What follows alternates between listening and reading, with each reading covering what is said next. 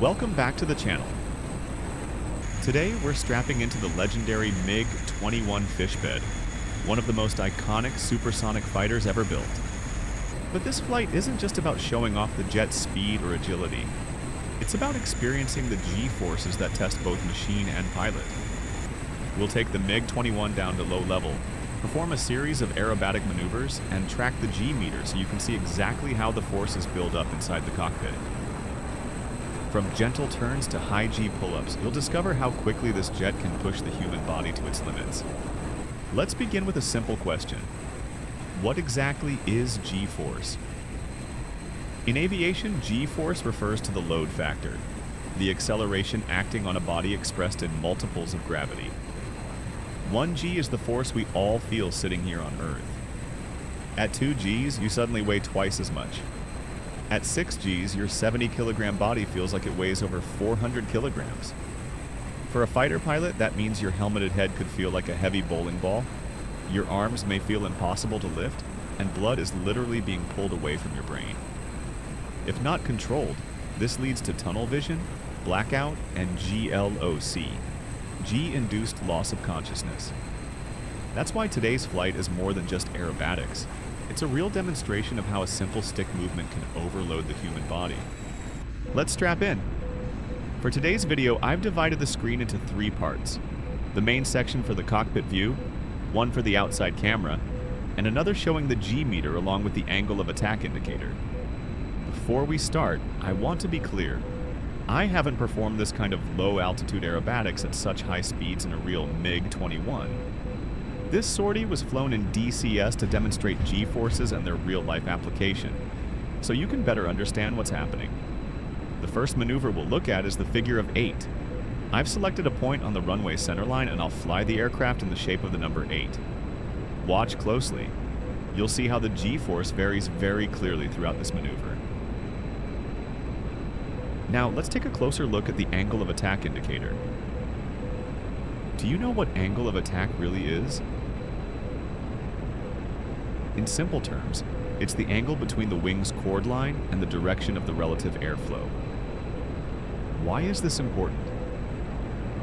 Because if you exceed the critical angle of attack, that's the maximum angle the wing can handle, you will stall.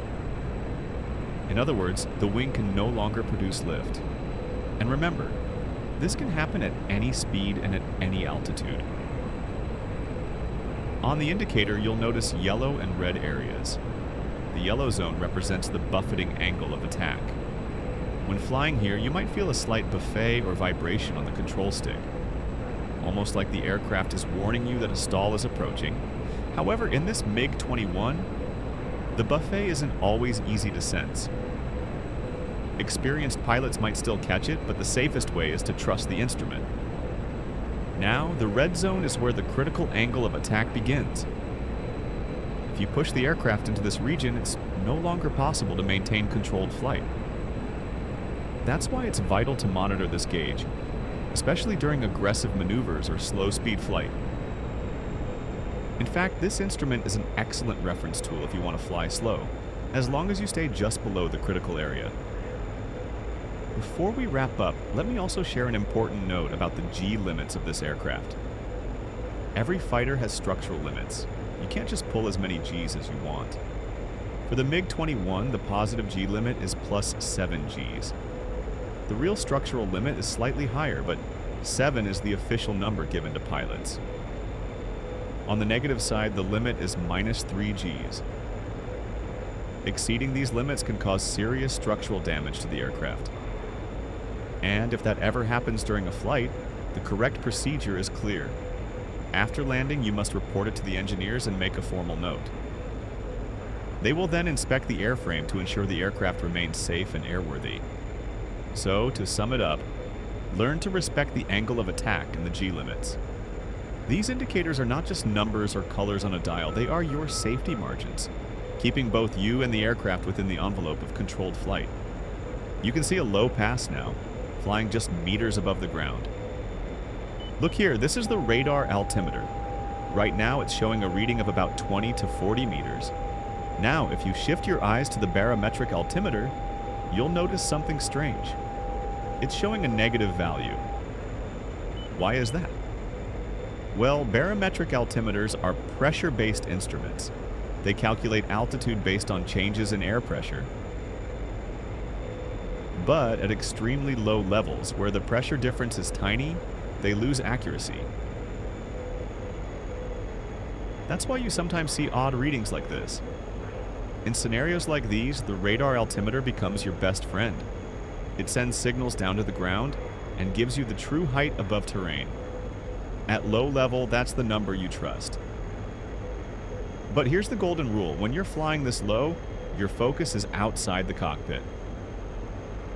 At these altitudes, you simply cannot afford to fixate on instruments. Flying at high speed near the ground is one of the riskiest things a pilot can do. The threats are everywhere. Birds suddenly crossing your path, power lines stretched across fields, even kites in urban areas. A split second of distraction can mean disaster. So your eyes stay outside, scanning constantly while you only glance at the instruments to cross-check. This is where modern aircraft have a huge advantage. A head-up display puts all the key information, altitude, speed, attitude, right in your line of sight. You never have to look down, but the MiG-21 doesn't give you that luxury. This is a third-generation jet. Pure analog dials, no shortcuts, no computers to save you. And that's why it's called a pilot's aircraft. It demands skill, discipline, and constant awareness. The margin for error is razor thin compared to the advanced fighters flying today. Now let's move into a low-level, slow-speed flight. This is another challenging regime. You already know which instruments matter most down here. The airspeed indicator, the radar altimeter, and the angle of attack indicator. These three will keep you alive. Pay special attention to airspeed and angle of attack, because at slow speeds the risk of stalling becomes very real. Now, in real-world MiG-21 flying, we do not practice stalls at low altitude. It's simply too dangerous. But in simulators like DCS, we can explore safely and learn. I carried out a stall test in a clean MiG-21 configuration, meaning landing gear, flaps, and speed brakes all retracted.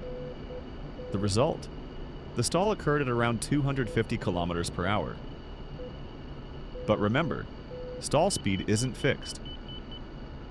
If you deploy flaps, lower your gear, or change the aircraft's weight, the stall speed changes. Every configuration has its own value. So here's a challenge for you. Try this in your own simulator.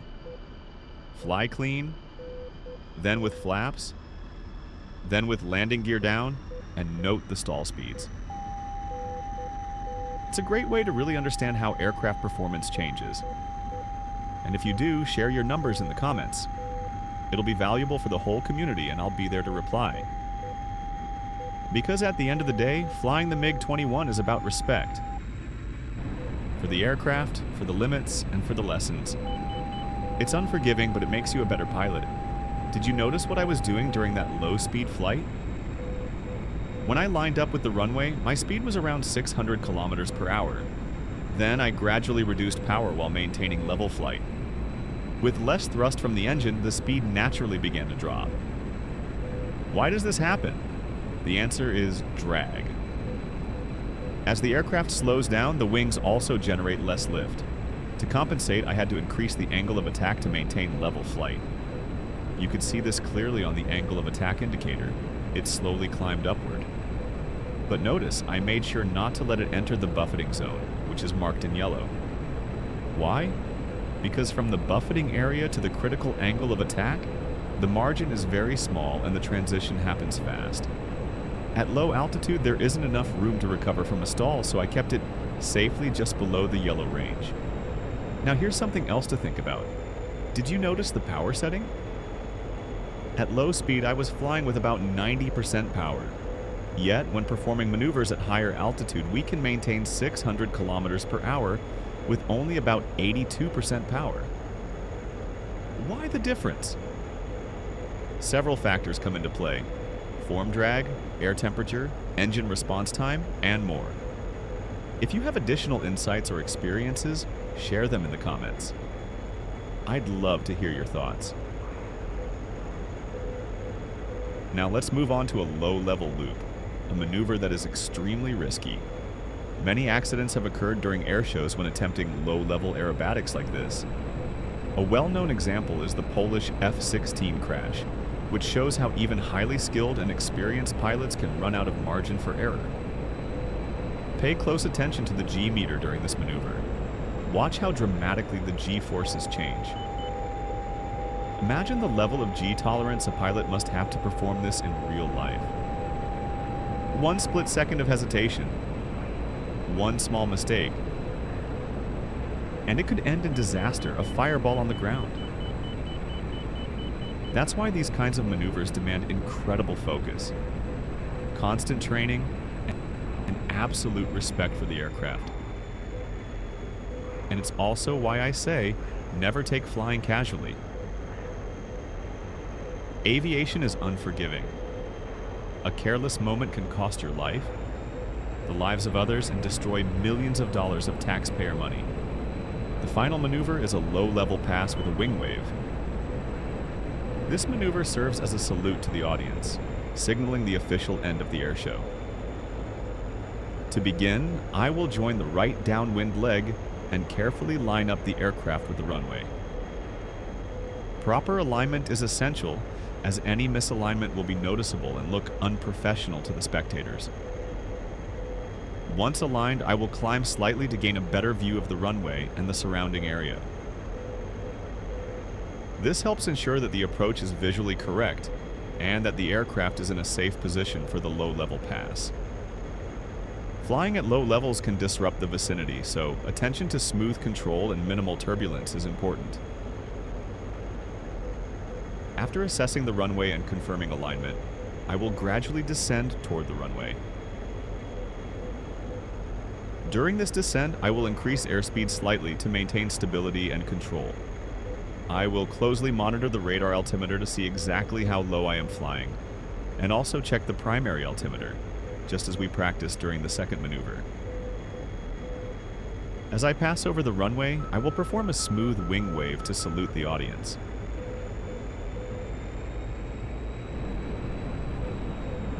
This gesture is meant to be elegant and precise, showcasing control and skill while giving a visual signal that the air show has concluded.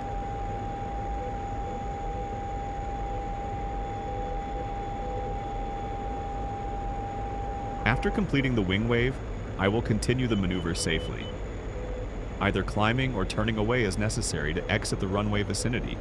The focus throughout this maneuver is on precision, smoothness, and presenting a visually appealing display for the spectators. Proper execution ensures the low-level pass ends safely and leaves a positive impression on the audience. We are concluding today's low-level aerobatics flight. Let's join the downwind leg and prepare for landing. I'm taking a long, smooth final approach with a low altitude to show you the procedure clearly.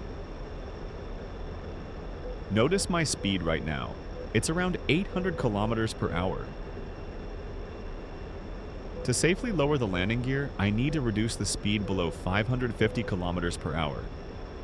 To do this, I extend the speed brakes, which helps reduce speed steadily while maintaining level flight. It's important to stay level when slowing down, and now you can see why.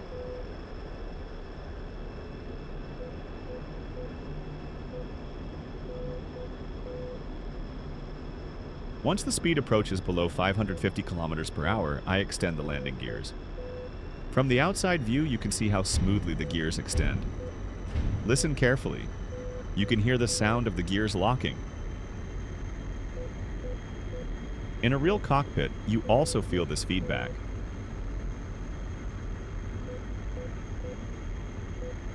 I hope you learned from today's flight about the real-life application of G-forces. You should focus on the G-meter at specific times, such as during sharp turns or aerobatic maneuvers. Similarly, the angle of attack indicator is only important in certain situations. This demonstrates an important lesson. You don't need to focus on every instrument all the time. For example, there's no need to watch the radar altimeter when flying high, and if you're flying straight and level, there's no need to focus on the angle of attack indicator. Over time, you will understand which instruments to monitor depending on the maneuver.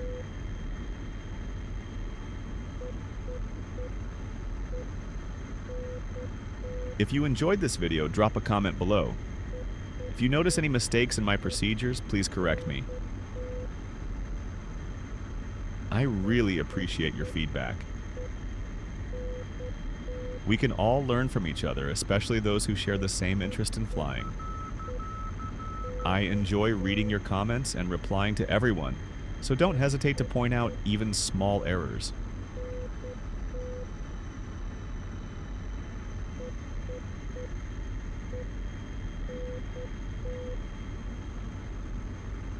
Don't worry about today's approach. It's not the standard one we usually practice. Today, I did a reducing approach, starting at 400 kilometers per hour and gradually reducing speed to 350 kilometers per hour with the intention of landing smoothly. I misjudged the sink rate slightly, which caused the aircraft to balloon a bit. That's part of learning and refining your skills. That's it for today's flight. Thanks for watching, and as always, safe flying.